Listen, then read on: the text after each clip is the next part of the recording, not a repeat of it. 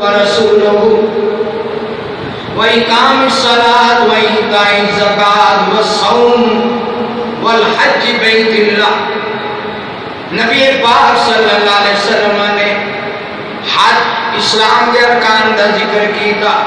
پہلا رکن شہادت اللہ تو سوا کوئی معبود نہیں، او دا نبی محمد صلی اللہ علیہ وسلم او دا بندہ بھی ہے، او دا رسول بھی ہے.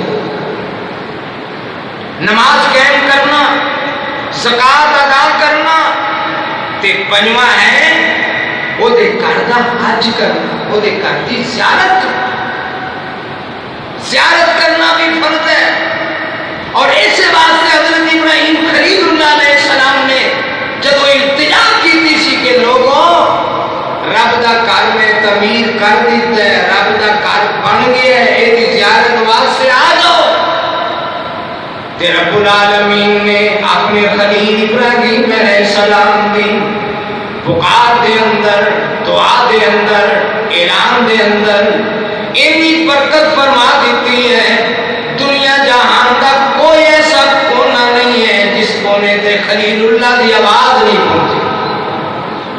ہر کونے دی آواز پہنچی. تے جنہوں اللہ نے توفیق بخشی ہے وہ رب دے گھر جاندا ہے، وہ دی زیارت کردا ہے.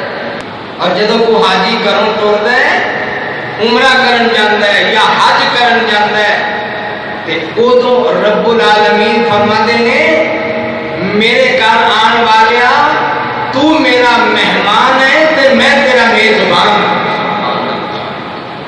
حاجی اللہ دا مہمان ہوندا ہے. حاجی دے نال بدتمیزی نہیں کرنی، حاجی دے نال اچھی نہیں بولنا، اور حاجی نو برا بھلا